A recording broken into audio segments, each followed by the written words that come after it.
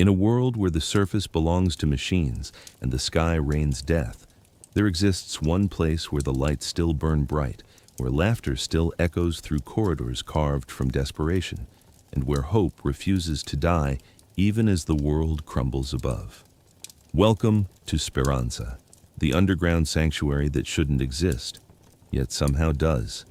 This is what life looks like when humanity is pushed to its absolute limit and decides that extinction isn't an option. The year is 2180, and humanity's relationship with the surface of Earth has fundamentally changed. The planet that once teemed with billions now hosts maybe tens of thousands, scattered in underground havens carved from necessity and desperation. Among these subterranean refugees, Speranza stands as something unique. The name itself, Italian for hope, carries the weight of what this place represents to those who call it home. This isn't just another shelter dug into rock and reinforced with scavenged steel. Speranza is humanity's middle finger to extinction, a vibrant living community that pulses with defiance against a mechanical apocalypse. To understand what life is truly like in Speranza, you first need to grasp the sheer improbability of its existence. Built into subterranean infrastructure and buildings that were swallowed by sinkholes during the environmental collapse, Speranza occupies spaces that were never meant to house an entire civilization. Ancient subway tunnels merge with the buried lower floors of pre-collapse structures. Utility corridors designed for maintenance crews now serve as main thoroughfares. Water pipes that once serviced a thriving city above now carry life to the last remnants of that civilization huddled in the dark below. The settlement glows with an artificial vibrancy that seems almost defiant. Neon lights in blues, purples, pinks, and greens illuminate corridors and gathering spaces, their electric hum a constant reminder that the people here refuse to live in darkness. These lights serve a purpose beyond mere illumination. In a world where natural sunlight has become a deadly luxury, where venturing topside means risking everything, these neon signs and colored bulbs become psychological anchors. They remind the people of Speranza that they are still human, still alive, still capable of creating beauty even in the most hostile circumstances. The cantinas and workshops that line Speranza's main corridors bustle with activity at all hours. There is no true day or night cycle underground, no sunrise to mark new beginnings or sunset to signal rest. Instead, life flows in patterns dictated by the rhythm of raider deployments. When teams prepare to venture topside, certain areas buzz with preparation. Workshops clang with the sound of weapon maintenance and armor repairs. Traders call out their wares. Veterans offer last-minute advice to those about to make their first trip to the surface. Then, after the tubes launch their human cargo toward the ice wasteland above, a different energy settles over Speranza. Those left behind wait, work their crafts, tend to their duties, and try not to think too hard about who might not return. The settlement houses thousands of people, though exact population numbers remain difficult to pin down. New arrivals trickle in regularly, refugees from the Rust Belt and beyond who have heard rumors of a safe haven beneath the ruins of what was once Italy. Some come alone, desperate and half-starved. Others arrive in small groups, the last survivors of failed settlements that couldn't withstand ARC pressure or resource scarcity.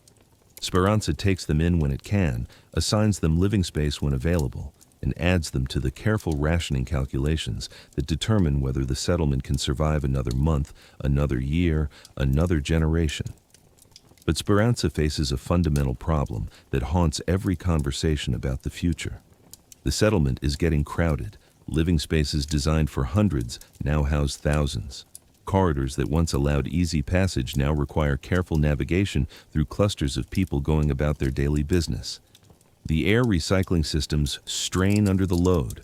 Food production, dependent on hydroponics gardens and whatever can be scavenged from the surface, struggles to keep pace with the growing population. Some residents whisper that it might not be such a bad thing when raiding parties go out with 10 people and only 2 return. It's a dark thought, one that nobody wants to voice too loudly, but in the harsh calculus of survival, fewer mouths to feed means a better chance for those who remain. Yet, despite these pressures, Despite the constant proximity to death and the grinding reality of resource scarcity, Speranza maintains something that sets it apart from mere survival camps. This settlement has culture, it has personality, it has moments of joy that defy the apocalypse raging above. In the cantinas, you can find people laughing over drinks, sharing stories of successful raids or near misses with ARC patrols. Music drifts from speakers cobbled together from salvaged components, a mix of pre-collapse recordings and new compositions created by residents with instruments built from scrap. Some nights, impromptu dance sessions break out, with residents spinning and moving to rhythms that help them forget, even briefly, the weight of their circumstances. The settlement even has its own karaoke nights, though the performances range from genuinely talented to entertainingly awful. Lance, the android medic, has become somewhat infamous for his off-pitch midnight singing sessions. His earnest attempts to fit in with human cultural practices, combined with whatever glitch in his audio processing creates his unique vocal style, have made him a beloved fixture of these gatherings. People gather not despite his terrible singing, but because of it.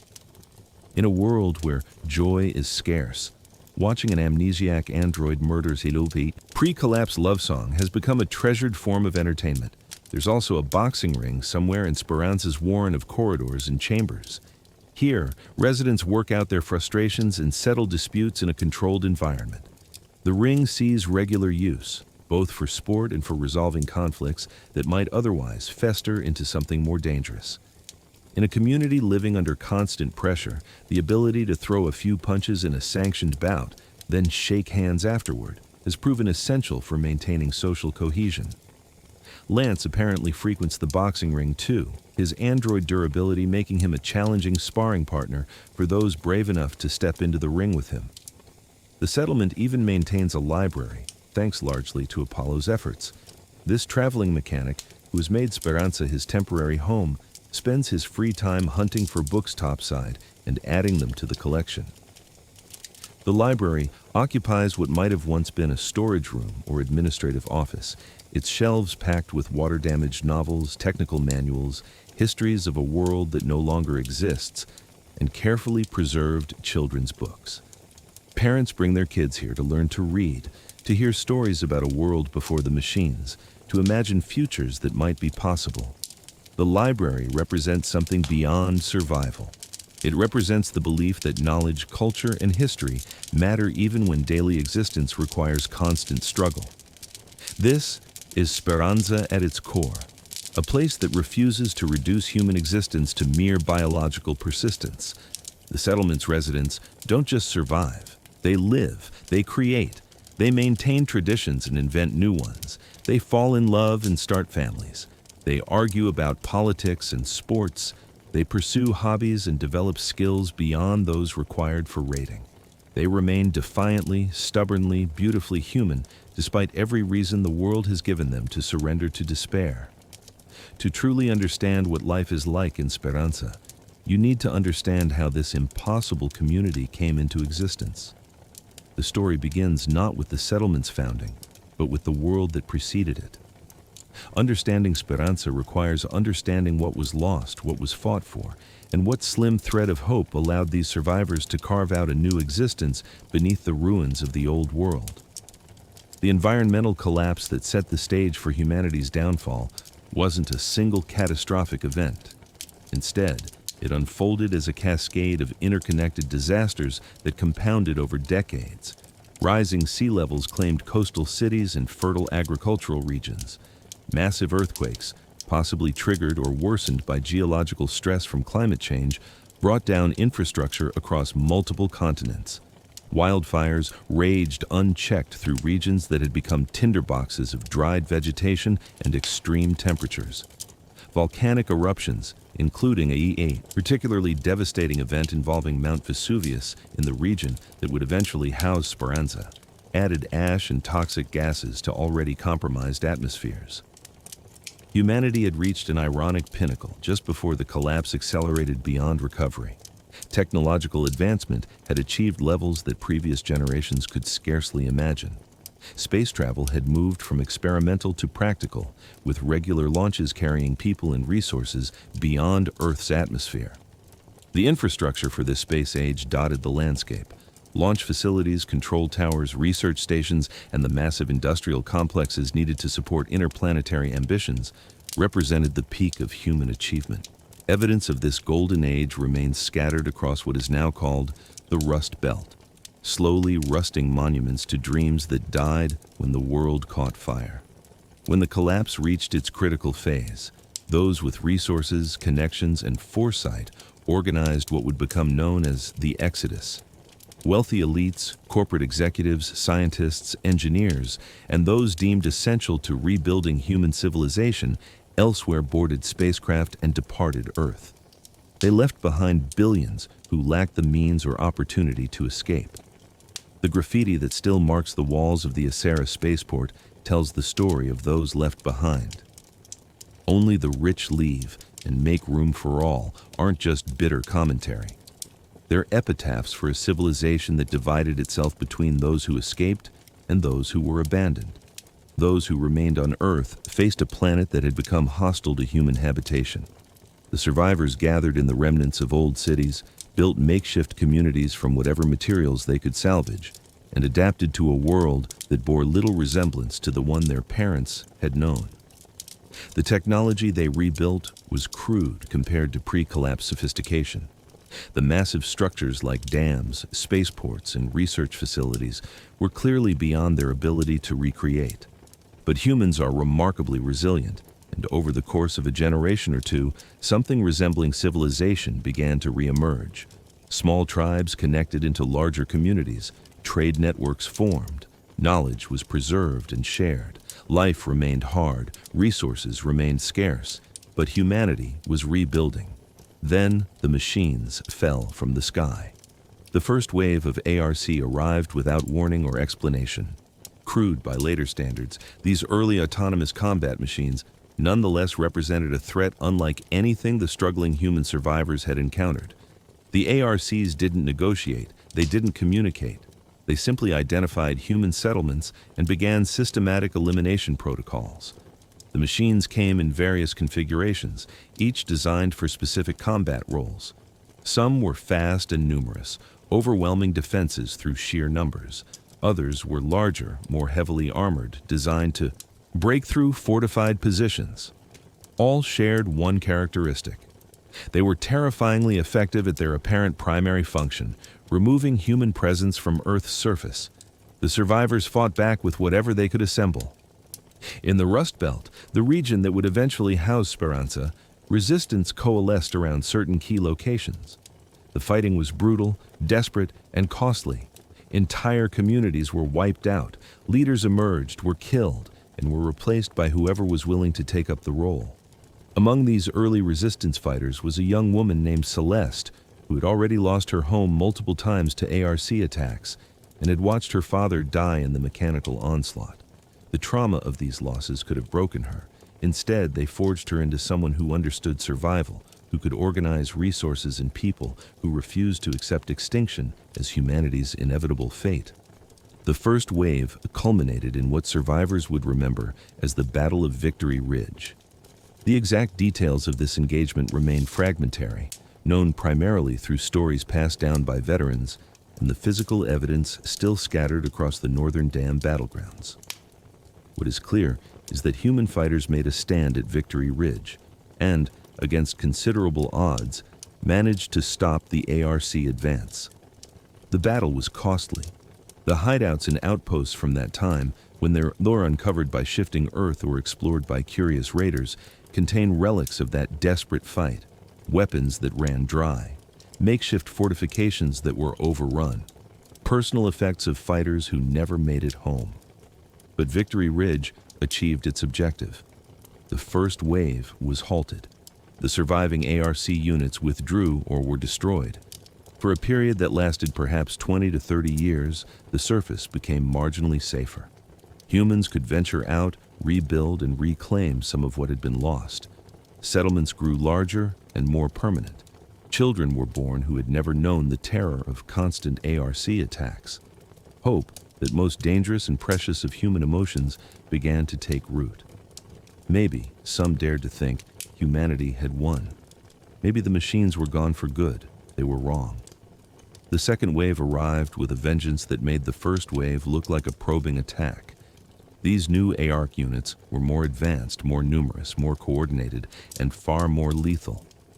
Where first-wave machines could be defeated through clever tactics and determined resistance, second-wave units adapted to human fighting techniques. They learned, they evolved their approach. They deployed new unit types specifically designed to counter human strengths and exploit human weaknesses. The surface, which had begun to feel almost safe, became a killing ground. This was when Celeste and other survivors made the decision that would lead to Speranza's founding. The surface could no longer sustain permanent human habitation. The only option for survival was to go underground, to find or create spaces that ARC patrols couldn't easily access, and to build a civilization in the dark spaces beneath the earth. The buried remnants of cities collapsed during the environmental catastrophe provided ready-made structures. Old subway systems, utility tunnels, and basement levels of buildings that had partially sunk into ground, softened by seismic activity, all became potential living spaces. Celeste, drawing on her experiences surviving the first wave and the organizational skills she had developed, became instrumental in establishing what would become Speranza. The settlement started small, just a few dozen survivors occupying a section of buried infrastructure. But word spread. Other survivors, driven underground by the relentless second wave attacks, made their way to this growing community. Celeste's leadership style, focused on practical survival, combined with maintaining human dignity and hope, attracted people who might otherwise have given up or scattered into isolated family groups. The name Speranza wasn't chosen randomly. Celeste, whose experiences had taught her the value of symbols and morale, deliberately selected a word that would remind everyone why they were fighting to survive. Hope. Not blind optimism, but the stubborn human conviction that the future could be better than the present, that effort and sacrifice could lead to something worth preserving. In the darkness of the underground, surrounded by the constant threat of ARC discovery and the grinding reality of resource scarcity, that name served as a touchstone. When things looked darkest, when raiders didn't return or supplies ran critically low, the name itself was a reminder. This was Speranza. This was hope. And hope, properly tended, could survive anything. The settlement's architecture reflects its origins.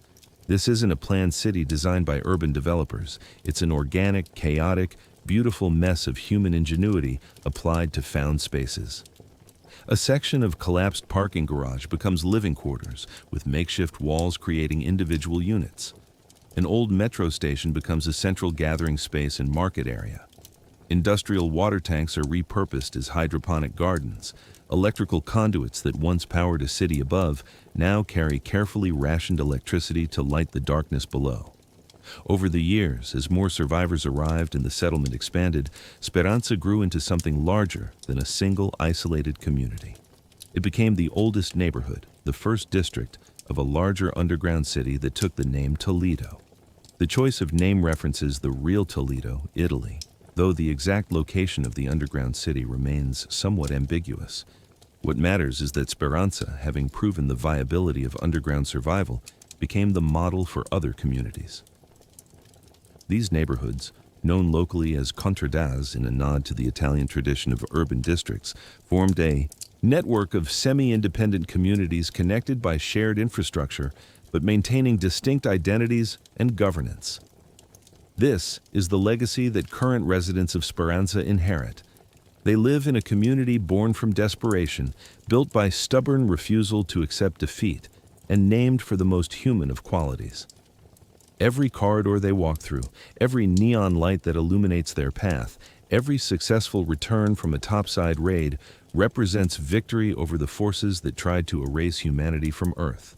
Speranza exists as proof that extinction is not inevitable, that humans can adapt to circumstances that should by all logic destroy them, and that hope, no matter how battered, can survive anything. The underground city of Toledo represents a fascinating experiment in post-apocalyptic urban planning, though calling it planning might be generous. This isn't a city in the traditional sense, with neat districts arranged according to some master blueprint. Instead, Toledo is a sprawling, improvised network of underground spaces that have been connected, expanded, and repurposed into humanity's last major stronghold in the Rust Belt region. Understanding Toledo's structure is essential to understanding Speranza's place within it and the complex social dynamics that govern life beneath the surface. Toledo wasn't built in a day, and it certainly wasn't built according to any single vision. The city grew organically as different groups of survivors discovered underground spaces suitable for habitation, claimed those spaces, and gradually established contact with other communities doing the same thing. Over time, these isolated pockets of survival connected through shared tunnel systems, repurposed metro lines, and newly excavated passages. The result is a city that exists in 3 dimensions, with communities stacked vertically and spread horizontally through the buried remains of what was once the surface world. The city is divided into neighborhoods known as contradas, a term borrowed from Italian urban tradition. Each contrada functions as a semi-independent community with its own leadership, resources, and population. Some contradas specialize in particular types of production or service. One might focus on mechanical repairs and salvage processing. Another might maintain extensive hydroponic gardens that supply food to multiple communities. A third might house manufacturing facilities that produce weapons, tools, and other essential equipment. This specialization creates interdependence. No single contrada can survive in complete isolation. They need each other for materials, expertise, and population diversity necessary for long-term viability. However, this interdependence is balanced against fierce independence. Most of Toledo's contradas are separated by distance and frequently by rubble that makes direct passage difficult or impossible. This physical separation translates into social and political isolation. Each contrada looks out for its own people first and foremost. Trade happens between communities, but it's carefully negotiated trade between parties who view each other as, at best, allies of convenience rather than true partners. Resources are too scarce, survival too precarious, for communities to be generous with those outside their immediate group. This creates a complex political landscape. Toledo has no central government, no single authority that commands all the underground communities. Instead, power is distributed among the various contrada leaders, and negotiations between communities resemble international diplomacy more than municipal administration. When infrastructure must be shared, agreements are hammered out through a process that can be contentious, time-consuming, and occasionally breaks down entirely. The so-called official Toledo Tubes management, mentioned in various quests and documents, exemplifies this dynamic. Despite the official-sounding name, this organization is essentially a gang that has seized control of certain tube access points and now extracts tribute from communities that need to use those transportation routes. They have no legitimate authority, but they have power, and in the underground, power often matters more than legitimacy. Speranza occupies a unique position within this structure. As the oldest established neighborhood in Toledo, Speranza carries a certain prestige and historical significance. This is where the concept of underground survival was first proven viable. This is where Celeste, whose reputation extends throughout the underground network, established her base of operations. Raiders from Speranza are often viewed with a mix of respect and resentment by residents of other contradas. Respect for the community's survival record and the quality of its raiders. Resentment because Speranza's raiders compete with raiders from other communities for the same limited topside resources. The infrastructure that connects Toledo's various communities represents a cobbled-together transportation network that would horrify any pre-collapse urban planner. The tubes, repurposed metro tunnels, and newly excavated passages serve as the primary means of moving people and goods between contradas and from underground locations to topside access points. Some tubes are maintained cooperatively, with multiple communities contributing resources to keep them operational. Others are controlled by specific groups who may or may not allow outside usage depending on their current political relationships and resource needs. Traveling through Toledo requires navigating this complex web of passages, many of which were never designed for their current use. A journey between contradas might require passing through sections that are barely stable, where the ceiling could collapse if not for carefully placed support beams and constant maintenance. Water seepage is a perpetual problem in lower sections. Air quality varies depending on the effectiveness of ventilation systems cobbled together from pre-collapse HVAC equipment. Some passages are lit by strings of salvaged electrical lights. Others remain dark, navigable only with personal lighting equipment. The tube system also connects to topside access points, creating the infrastructure that makes raiding possible. These access points, carefully concealed and defended, represent the interface between the relatively safe underground and the deadly surface. Extraction elevators and metro stations serve as primary exfiltration routes, though raiders must reach them before they close for the cycle. Raider hatches offer more secure but limited capacity extraction options for those who possess the keys to unlock them. The entire system operates on careful timing and coordination, balancing the need to get raiders out before ARC discovers and overwhelms an exit point against the need to give raiders enough time to complete their objectives. Information flow between contradas happens through travelers, traders, and the occasional messenger service. There's no underground internet, no centralized communication system that connects all communities. Instead, news spreads person to person, sometimes getting garbled or exaggerated in the process.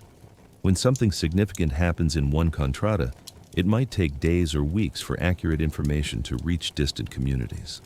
Rumors spread faster than facts, and in the absence of reliable information, speculation fills the gaps. This creates an environment where misinformation can thrive, where political manipulation becomes easier, and where communities might make decisions based on incomplete or inaccurate understandings of their neighbors' situations. The social dynamics between contradas range from cooperative to hostile, often depending on current resource availability and recent conflicts. In times of relative plenty, when topside raiding has been successful and communities feel secure in their supplies, relations tend toward cooperation. Communities trade more freely, share information more openly, and occasionally work together on infrastructure projects that benefit everyone. But when resources tighten, when raiders from different contradas clash topside over access to valuable salvage, or when one community feels another has violated agreements, tensions escalate.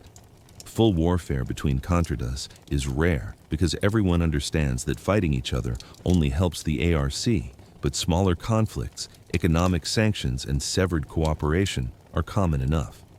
Speranza maintains relationships with other contradas, primarily through its traders and Celeste's diplomatic efforts. The settlement produces skilled raiders, high-quality crafted goods from its workshops, and has access to certain topside locations that other communities struggle to reach. These assets give Speranza bargaining power in inter-contrada negotiations. When another community needs specialized equipment, experienced raiders for a particularly dangerous operation, or access to specific salvage only available from certain topside locations, they often find themselves negotiating with Speranza's leadership. But this position of relative strength also breeds resentment. Some contradas view Speranza as arrogant or elitist, a community that has gotten too comfortable in its position as Toledo's oldest neighborhood. Raiders from these communities may be more aggressive when encountering Speranza raiders topside, seeing it as an opportunity to humble a rival or claim resources they believe Speranza hoards. The complex web of alliances, rivalries, and grudges that characterizes intercontrada relations means that a Speranza raider going topside must consider not just ARC threats, but also which other communities currently have friendly or hostile relationships with Speranza. The physical reality of Toledo also shapes daily life in ways that surface dwellers would find alien. There is no weather underground, no seasons to mark time's passage. The temperature remains relatively constant, moderated by Earth's thermal mass. There's no natural light cycle to regulate sleep patterns, leading communities to establish artificial schedules that may or may not align with surface time. Some residents develop vitamin D deficiencies and other health issues related to the complete absence of sunlight. Children born underground may never have seen the sky. their entire existence confined to corridors and chambers carved from rock and buried structures. The acoustic environment differs fundamentally from surface living. Sound travels strangely through interconnected tunnels. A conversation in one corridor might echo through adjacent passages. The constant hum of machinery, necessary for air circulation, water processing, and power generation, creates a background noise that residents learn to tune out, but which never entirely disappears. Some sections remain eerily quiet, the silence broken only by footsteps or dripping water. Other areas buzz with activity, workshops, and market spaces, creating a cacophony that serves as proof of continued human presence and vitality. Despite the challenges, Toledo's multi-community structure provides resilience that a single isolated settlement would lack. If one contrada faces a crisis, whether from structural collapse, disease outbreak, or aarc breach, other communities can potentially provide assistance or at least absorb refugees. The diversity of skills and resources across multiple contradas means that specialized knowledge and equipment exists somewhere in the network, even if not every community possesses every capability. The tension between independence and interdependence, while creating friction, also creates redundancy that enhances overall survival chances. Speranza, as part of this larger ecosystem, benefits from and contributes to Toledo's survival. The settlement's raiders bring back resources that, through trade, support other communities. Its workshops produce equipment that spreads throughout the underground network. Its successes and innovations get copied by other contradas, raising overall survival capabilities. And when Speranza struggles, when its raids fail or its population strains against resource limits, the existence of other communities provides both competition and potential support. This is the context in which Speranza residents live their lives. They are part of a neighborhood within a city, members of a community within a network, individuals within a society that has been forced to reinvent itself underground. The physical architecture of buried buildings and repurposed tunnels shapes their daily movements. The social architecture of contrada relationships and Toledo's political landscape shapes their opportunities and challenges. And through it all, the memory of the surface world and the ever-present threat of aarc discovery hangs over everything, a reminder that all of this, the entire complex, beautiful, frustrating, living underground city, could end if the machines ever breach the surface barrier and find the humans hiding below. The physical spaces that make up Speranza tell the story of human adaptability written in concrete, steel, and salvaged materials. Every structure, every corridor, every living space represents solutions to problems that shouldn't have solutions, engineering that relies more on creativity and desperation than proper training, and an aesthetic that emerges from making do with whatever materials can be scavenged from the deadly surface. Understanding the architecture of Speranza means understanding both the practical constraints that shaped its construction and the psychological needs that influenced how those spaces were designed and decorated. The foundation of Speranza's architecture consists of structures that were never intended to house an underground city. Pre-collapse buildings that partially collapsed during the environmental catastrophe left their lower floors and basements relatively intact, but buried under rubble and shifted earth. These spaces, originally designed as parking garages, utility rooms, storage facilities, and commercial spaces, became the bones of Speranza's residential areas. The ceilings, built to support the weight of multiple floors above, could handle the load of earth and debris that replaced those floors. The walls, constructed with structural integrity meant to last decades, still fulfilled that function even if their surroundings had fundamentally changed. Subway and metro stations provide some of Speranza's most spacious gathering areas. These underground transit hubs were designed to accommodate crowds of commuters, making them ideal for markets, community events, and social spaces. The platform areas, once bustling with people waiting for trains, now host vendor stalls, craftspeople demonstrating their trades, and residents simply gathering to socialize. The ticket. Halls and corridors connecting different platform levels serve as main thoroughfares. Faded advertising posters from before the collapse sometimes still cling to walls, ghost images of a world that no longer exists, selling products and services that have become meaningless. Utility tunnels and maintenance corridors snake through Speranza's structure, connecting different sections and providing routes for essential infrastructure. These passages, originally meant for workers servicing the city's underground systems, now serve as everything from residential streets to secure storage areas. Their relatively small size makes them easier to defend should ARC somehow breach the outer defenses, but this same small size creates circulation problems as population density increases. What was adequate for maintenance crews numbering in dozens becomes cramped when thousands of residents need to move through the same spaces. The settlers who built Speranza modified these found spaces extensively. Walls were knocked through to create larger living areas or erected to subdivide spaces into multiple units. Doorways were cut where they were needed. Stairways and ramps were constructed to connect levels that the original architecture didn't link. Ventilation shafts were expanded or newly bored to improve air circulation. Electrical systems were jury-rigged from salvaged components, creating power grids that an electrical engineer would view with horror, but which nonetheless function well enough to keep the lights on. The lighting throughout Speranza deserves particular attention because it represents a deliberate choice that goes beyond mere functionality. The settlement could have relied on harsh white industrial lighting or dim, power-conserving illumination. Instead, Speranza glows with an intentionally vibrant palette of colors. Neon signs in blue, pink, purple, and green adorn corridors and gathering spaces. Strings of colored lights decorate residential areas. Even the functional lights that illuminate workshops and work areas often incorporate colored bulbs or filters that add warmth and character to the spaces. This lighting serves multiple purposes. On a practical level, different colors help residents navigate and identify different districts or types of spaces. Blue might mark one corridor system, while purple marks another, making wayfinding easier in an environment where streets don't have traditional names or addresses. But the deeper purpose is psychological. The vibrant colors fight against the oppressive darkness that surrounds the settlement. They create an atmosphere that feels alive, human, even celebratory. In a world where the surface has become a realm of death patrolled by machines, where every day involves confronting the possibility of extinction, these lights declare that humanity still exists, still creates beauty, still finds reasons to illuminate the darkness with color and life.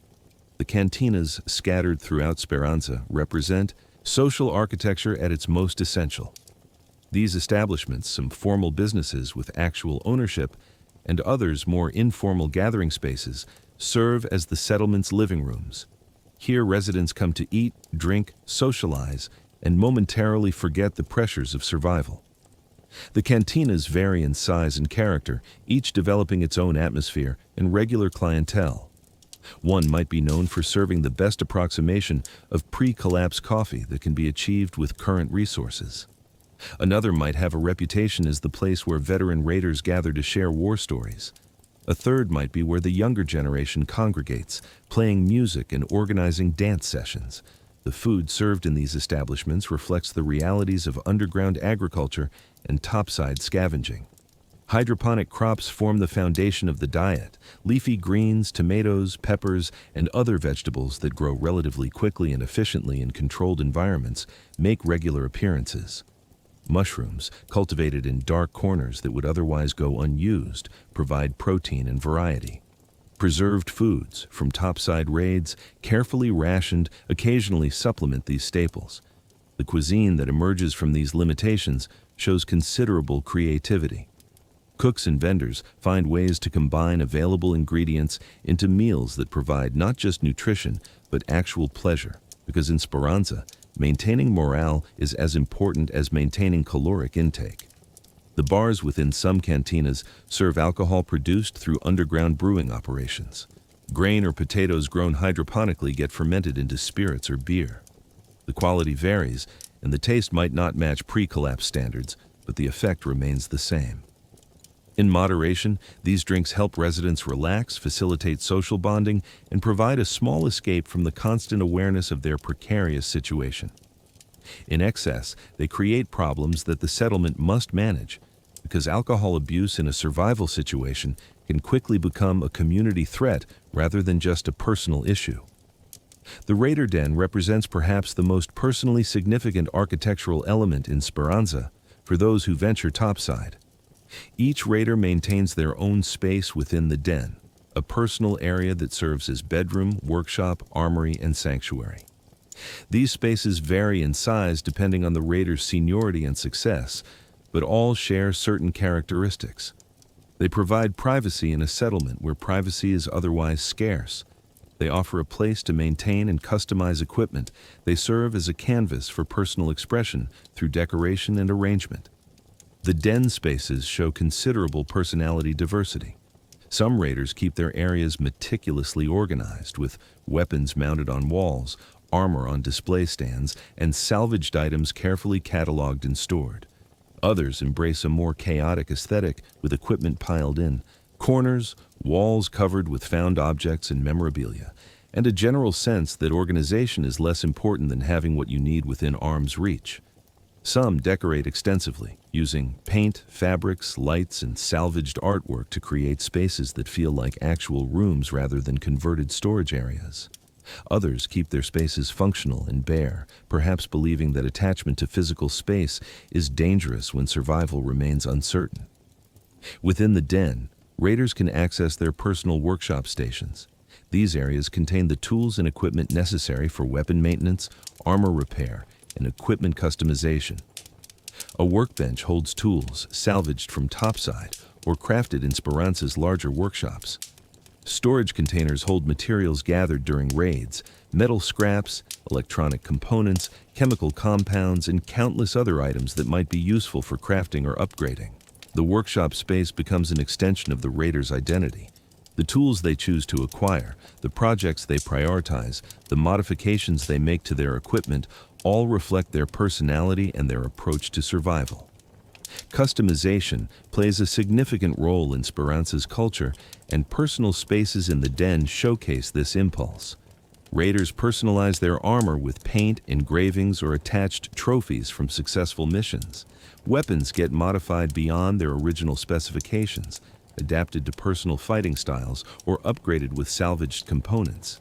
Even utilitarian items like backpacks, utility belts, and climbing gear receive personal touches that transform standard equipment into unique gear that announces its owner's identity.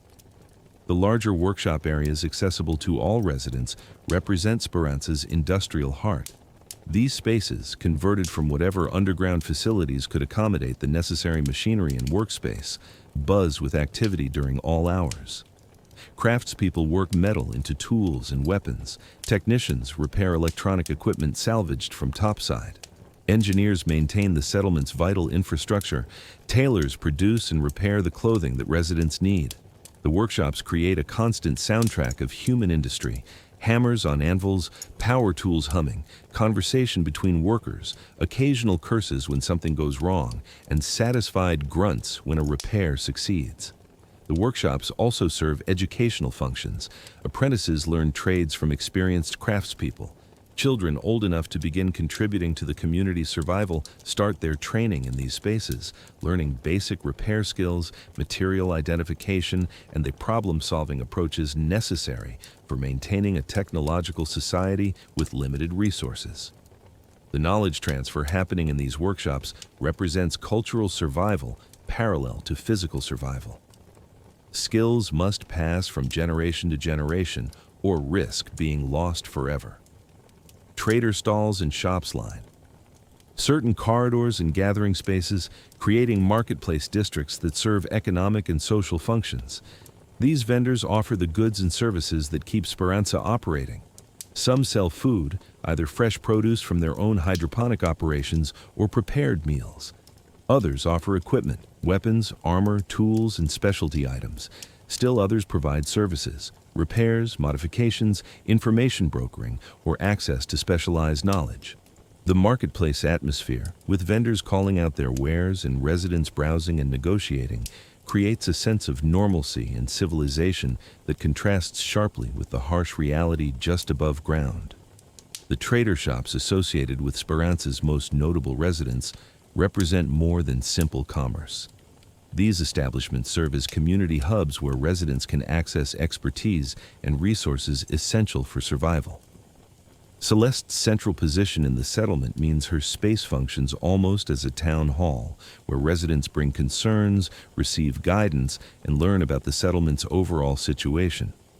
Shawnee's security operations base serves as both armory and intelligence center, where raiders get briefed on current ARC patterns and topside threats. Tianwen's gunsmith shop attracts anyone serious about their weapons, though her reclusive nature means interacting with her requires patience and respect for her boundaries. Apollo's mechanic shop handles everything from simple repairs to complex engineering challenges. Lance's medical facility provides the health care that keeps the population alive despite limited resources. The medical facilities deserve particular attention because they represent life or death infrastructure. Lance's operation, supported by medical crews that apparently come from different locations within the Toledo network, provides emergency care for raiders returning injured from topside, treats illnesses that arise from underground living conditions, and manages the chronic health issues that emerge in a population lacking proper nutrition and sunlight. The medical spaces must balance sterility necessary for treating injuries against the reality of limited cleaning supplies and persistent contamination from an inherently dirty environment. Medical equipment gets salvaged from topside hospitals and clinics, then maintained through constant repair and improvisation when parts fail. The settlement's hydroponic gardens represent another critical architectural element, though calling them gardens might create misleading images of pastoral beauty. These are industrial agriculture operations, optimized for caloric output per square meter. Rows of plants grow under artificial lighting, their roots suspended in nutrient solutions carefully balanced to maximize growth. Pumps circulate water, timers control light cycles, sensors monitor pH levels and nutrient concentrations. The gardens require constant attention from specialists who understand the delicate balance between production and resource consumption. Too much light or nutrients wastes power and materials, too little, and yields a drop below what the population needs for survival. The contrast between Speranza's vibrant, life-affirming aesthetic and its underlying dystopian reality creates a unique psychological landscape. Walk through the settlement and you see color, hear laughter, smell cooking food, and feel the energy of a living community. Yet everyone knows that just above them, the surface crawls with machines designed to exterminate humanity. Everyone understands that the settlement's continued existence depends on successful raids to gather resources from a world that actively tries to kill anyone who ventures into it. Everyone recognizes that overcrowding is pushing the settlement's life support systems toward failure. The cheerful neon lights and bustling cantinas exist in defiant opposition to these realities, not in ignorance of them. This creates an atmosphere that visitors from before the collapse would find deeply unsettling. The residents of Speranza have learned to hold contradictory realities simultaneously. They plan for the future while recognizing that future may never arrive. They form relationships and start families, despite knowing that any raid could make a child an orphan or a partner a widow. They invest time and energy into beautifying their environment, even though that environment could be discovered and destroyed by ARC at any moment. This psychological duality becomes normal in Speranza. It's how you survive without going mad. You acknowledge the darkness, but you don't let it consume you. You light neon signs in the face of extinction and dare the universe to extinguish them. The physical architecture of Speranza, with its repurposed metro stations and jury-rigged electrical systems, its cantinas and workshops, its personal dens and communal gathering spaces, represents humanity's refusal to be reduced to mere survival.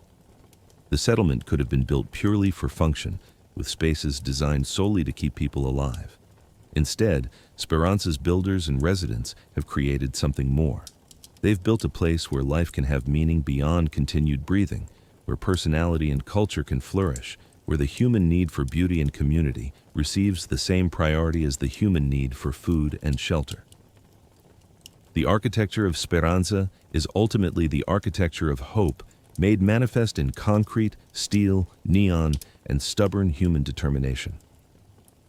The traders of Speranza represent more than simple merchants offering goods in exchange for currency. These individuals serve as pillars of the community, each providing essential services, expertise, and, perhaps most importantly, continuity and stability in a world defined by chaos and uncertainty. Understanding who these traders are, what they offer, and how they fit into Speranza's social fabric provides crucial insight into how the settlement functions on a daily basis. Celeste stands as the most significant figure in Speranza, her role transcending simple leadership to become almost symbolic. As one of the founders of the settlement and a survivor of both the first wave and the early second wave attacks, Celeste carries the living memory of how Speranza came to exist. Her experiences fighting at Victory Ridge, watching her father die in the resistance, and enduring multiple losses of home and community forged her into someone who understands survival at a fundamental level. She knows what it takes to keep people alive when every odd is stacked against them. She knows how to make impossible decisions about resource allocation. She knows when to push forward and when to pull back. But Celeste offers the settlement something beyond tactical leadership and survival expertise.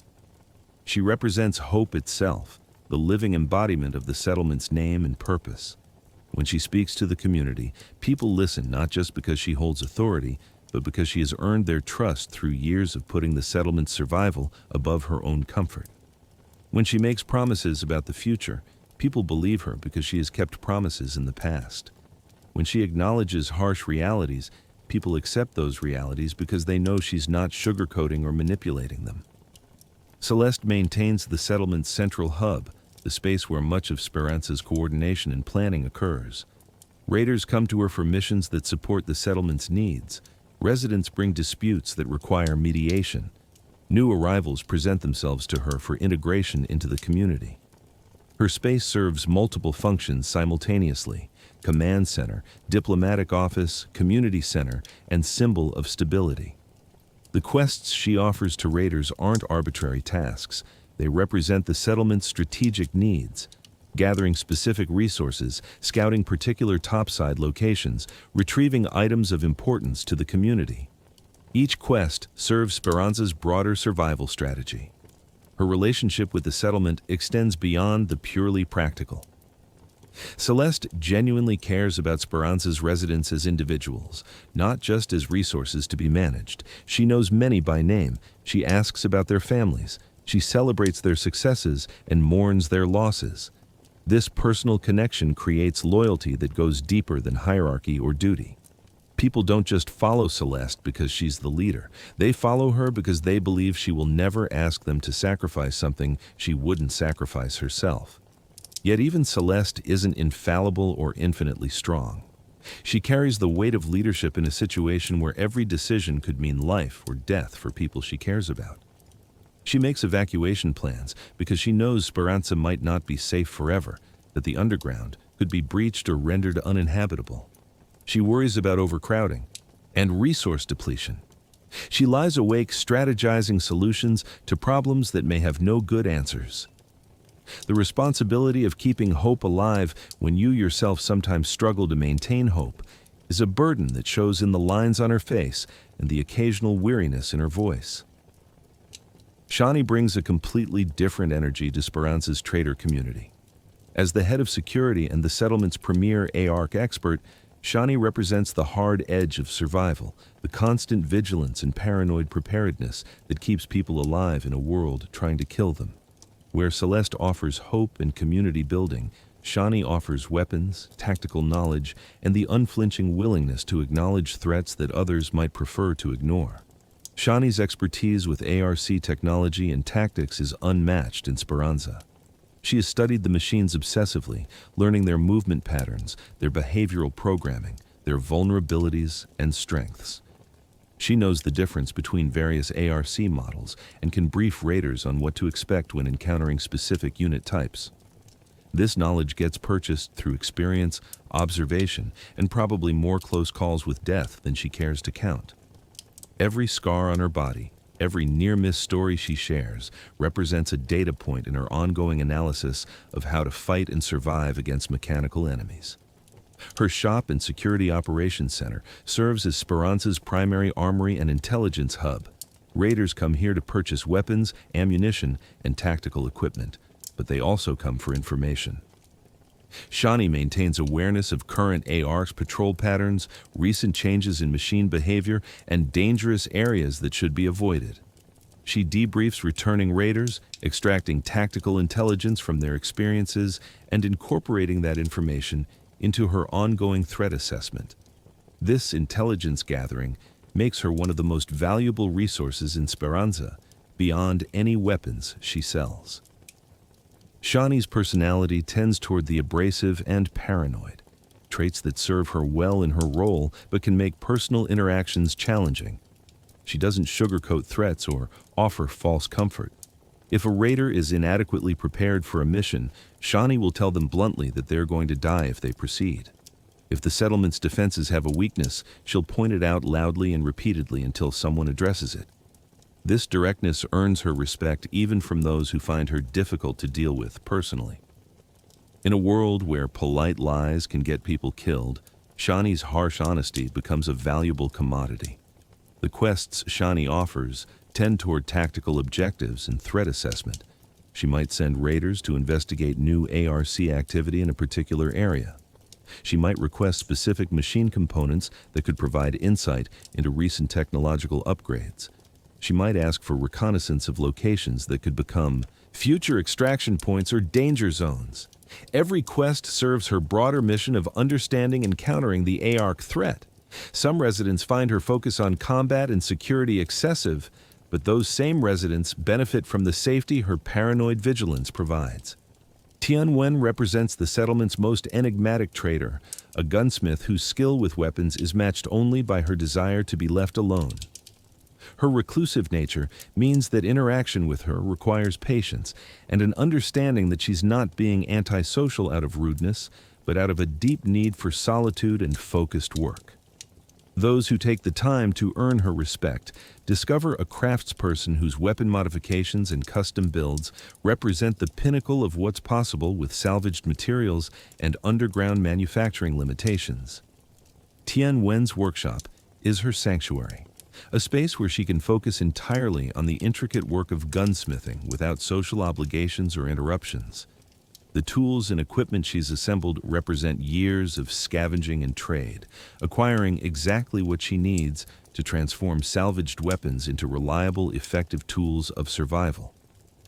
She understands metallurgy, ballistics, and mechanical engineering at levels that suggest formal training from before or during the early post-collapse period. Her modifications improve weapon performance, reliability, and durability in ways that keep raiders alive in combat situations. The weapons Tianwen produces or modifies carry her reputation throughout Speranza and beyond. Raiders will specifically seek out her work, willing to pay premium prices and wait extended periods for custom pieces. Her guns don't just function well, they're crafted with an attention to detail and quality that elevates them beyond mere tools into something approaching art.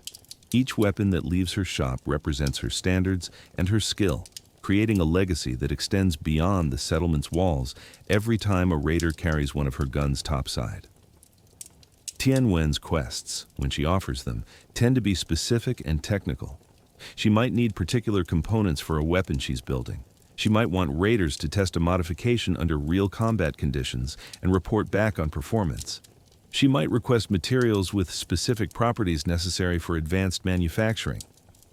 Completing her quests requires understanding what she actually needs, not just bringing back random gun parts and hoping they're adequate. This specificity can frustrate some raiders, but those who learn to meet her standards develop relationships that give them access to her best work. Her reclusive nature means she's not a source of casual conversation or community gossip. Tianwen doesn't hang out in cantinas. She doesn't attend social gatherings unless absolutely necessary. She doesn't form many close relationships. But this isolation isn't misanthropy. It's the natural behavior of someone who has found meaning and purpose in their craft and prefers the company of precision tools and well-engineered mechanisms to the messy complexity of human social dynamics. Speranza respects this about her, because the settlement has learned to value people for their contributions, rather than demanding they all conform to identical social patterns. Apollo brings an entirely different energy to Speranza's trader community as a traveling mechanic who has made the settlement his temporary home base. Unlike the other traders who are permanent fixtures, Apollo moves between communities, offering his mechanical expertise wherever it's needed.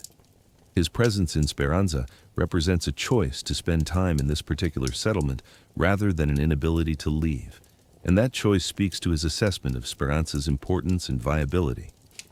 Apollo's mechanical skills cover a broad range from basic repairs to complex engineering challenges. He can fix power generators, repair water filtration systems, maintain air circulation equipment, and troubleshoot electrical problems. In a settlement dependent on machinery salvaged from the pre-collapse world or jury-rigged from scrap, Apollo's ability to keep things running represents essential infrastructure maintenance. When equipment fails in Speranza, Apollo is often the person called to diagnose the problem and implement a solution. His traveling nature means Apollo brings more than just mechanical skills. He carries information from other settlements, news from distant contradas, and awareness of how other communities are solving similar problems. This makes him valuable as both a skilled tradesperson and an information source. Raiders and residents seek him out not just for repairs, but for updates on the broader underground network. What's happening in other neighborhoods? How are distant communities handling overcrowding or resource shortages? Are there new ARC threats emerging in other regions? Apollo's answers provide context that helps Speranza understand its place within the larger survival network. Apollo also maintains Speranza's library, hunting for books topside and adding them to the growing collection. This cultural preservation work reveals a side of Apollo that goes beyond mechanical pragmatism. He understands that humanity's survival requires more than keeping machines running. It requires maintaining knowledge, culture, and the intellectual foundations that make civilization possible. The library he curates serves current residents who want to read, but it also serves future generations who will need access to humanity's accumulated knowledge. His other community contribution manifests in an unexpected way. Apollo somehow finds time and energy to coach a kids' football team, organizing young residents into a sports activity that provides exercise, teamwork experience, and a sense of normalcy. In a settlement where children grow up knowing nothing but underground life and constant threat, the opportunity to play, organize sports, to experience friendly competition and team dynamics provides psychological benefits that support long-term community health. That a traveling mechanic takes on this responsibility speaks to Apollo's understanding of what communities need to thrive beyond immediate survival.